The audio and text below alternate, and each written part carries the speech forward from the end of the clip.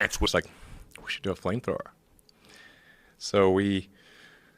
Does anybody tell you no? Does anybody go, Elon, maybe for yourself, but selling a flamethrower, the liabilities, all the people you're selling this device to, what kind of unhinged people are going to be buying a flamethrower in the first place? Do we really want to connect ourselves to all these potential arsonists? Yeah, it's a terrible idea. Terrible. Shouldn't buy one. I said, don't buy this flamethrower. Don't buy it. Don't buy it. That's what I said. But still, people bought it. Yeah, there's nothing I could do to stop them. If you build it, they will come. I said, don't buy it. It's a bad idea. How many did you make? It's dangerous. It's wrong. Don't buy it. And still, people bought it. I just couldn't stop them. How many did you make? 20,000. And they're all gone. In 4 days? But it sold out in 4 days. Oh, I never told you the end of that. Oh, sorry. So, no, I took that bag of mushrooms to that party, right? And a bunch of people ate them who'd never had them before. Uh-oh. And then we played a game of hide and go seek, right? I was like, oh, no. Oh, dude. You hide in another dimension. I was like, I'll count. You guys go hide, right? Oh, no. And I never went to fucking look for them. That was the end of that, bro. I never seen one dude, this boy Timothy, I never seen that dude again. On the way home, we got on the bus. And while we were waiting there, my stomach started hurting. And I said, Jesus Christ, I don't know if I'm going to shit myself or fart, but let me just take a chance. Good move. And I blew this fart, Joe Rogan. That was so bad. Right? We were on a bus, and people started running, you know, the school buses? People started running to the windows, right? To swing down the bus windows. But here's what gets better. I farted again. And the teachers were going, oh my God, he's changing flavors. But the worst thing was the cheerleaders were crying. That's how bad it smelled. They were sitting in front of the bus going, Wait a minute, he's changing flavor. One of the teachers yelled out, oh my God, he's changing flavors. That's how bad these farts were. Because 24 things nobody is better at than Trump. Nobody can do it like me. Nobody. Nobody can do it like me. Honestly. Nobody's stronger than me. Nobody has better toys than I do. There's nobody bigger or better at the military than I am. Nobody loves the Bible more than I do. Nobody builds walls better than me. Nobody's better to people with disabilities than me. Nobody's fighting for the veterans like I'm fighting for the veterans. There's nobody that's done so much for equality as I have. There's nobody more pro-Israel than I am. There's nobody more conservative than me. There is nobody that respects women more than I do. Oh, really? Nobody would be tougher on ISIS than Donald Trump. Nobody's ever had crowds like Trump has had. There's nobody that understands. All I do is I watch the news once every 2 weeks. I'm like, mask or no mask? Still mask? All right, mask. That's all I give a fuck about. I don't care. But even they say you shouldn't wear a mask unless you're treating a coronavirus patient. The World Health Organization. Yeah, but they didn't say that that initially. They didn't say it initially. No, they didn't. They did, and then it gradually, and then wait, and then everybody wore the fucking masks. This is like rollerblading. Everybody fucking rollerbladed, and then there was that one fucking homophobic joke, and then everybody acted like they never did it. And then 100 million fucking rollerblades got thrown into the fucking ocean. We all wore masks, and then all of a sudden, people are fucking sitting there. Well, you don't have the body type for it, dude. Your fucking knuckles would scrape on the ground. Even with that extra 2 inches. I still remember my mother taking me into a restaurant bathroom and holding me in a, what's that when they... Headlock? Guillotine? Guillotine? The other one, guillotine. And she's punching you? Me. No. She shot you up? Yeah. With what? Penicillin.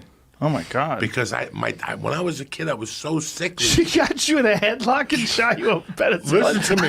Where'd the needle go? Listen to me. On top of his head? Cubans. I had a Cuban doctor, Dr. Orlando Del Valle. He made house calls, okay? He came over. He would come into the room, and this is very funny because I'm going to tell you how fucking hysterical heretics is. Hereditary shit is crazy. Your kids get what you got. Now, he would come over. Now, Dr. Del Valle did a bump from time to time. Now, this is I'm talking about 1968, 69. Please, this goes on. Him when he come over, I lived on 205 West 88th Street. He'd bring the little thing, and him and my mom would talk, and my stepdad, and then somebody else would be there, like a chick, that would help my mom. And sure enough, he would come over, put the thermometer in my ass, and then look at me and say, Jose Antonio, we have to give you a needle. And I go, give me 5 minutes. Let me think about it. And my mom would go, what's going on? He has to think about it. I swear to God, you don't take that needle, I'll fucking kill you. So then they would go in the fucking parlor to put on Cuban music, and I would like put cartoons on. Like it was inevitable. And then he would have like 2 drinks. Like, how old are you during this time? I'm 5, 6. He would have 2 drinks, then he'd come back in. He goes, Jose Antonio, you ready yet? And I'm like, I'm not ready. So for years, they called me Me va a doler. That means it's going to hurt. They would have to hold me down and give me a shot. So then my stepfather, mom, the babysitter, and my mom would be like, I'll fucking knock you out. Stop crying, you fuck. Go back to that vest story, man. So here's what happened. So I would do some cocaine at the house and put on these different vests. How many did you buy again? I don't know. I spent too much on them, but I would probably say the priciest one I had was probably about $210. Nice. Damn. Yeah. And so I would get fucked up and put these vests on and put on sunglasses and no like Buffalo Bill shit, but at least partying by myself, you know. And one time I was making a smoothie, you know, because I got like a new, I don't know what kind of blender it is, but it was pretty nice. And I was making like a nice smoothie, and I'm fucking coked up, I'm partying, you know, I'm living high on the hog. Got these 2 vests on, maybe, right? And I thought I heard something outside, right? Which is kind of weird to even think of when you have a blender going, right? So I leave out of my apartment to go in the hallway, lock myself out with the blender going. 2:30 in the morning, coked up out of my brain, right? Now I have to go to my landlord, dude, who lives right down the hall. Oh, no. And tell him, like, hey, man. 2:30 in the morning? I got locked out, and the blender's on, son. Oh, my God, he must have hated you. Oh, the blender shorts out, and smoke happens. The fire alarm starts going off in the building right as I'm at his door knocking, right? Oh, my God. So now he's pissed, and he's like, what's going on? And I didn't know what to say. I told him that I was throwing a late Christmas party, dude.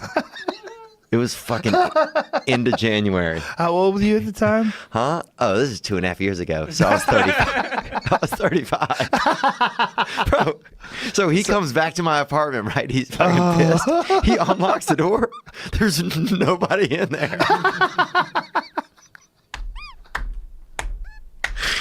Oh, my God. I'm like, man, but it was fun. Oh, my God. That was fun. How long did you live there for? I still live there.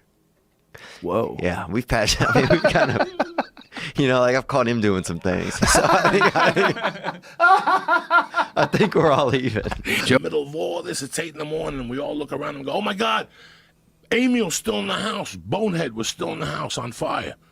Bro, they turn the fire off, they go in. He's still with his feet up, with his hands crossed. Just heroin out of his mind. Watching TV like nothing happened. He slept through the fire? Oh my God, everything. When they woke him up, he goes, are my fries ready?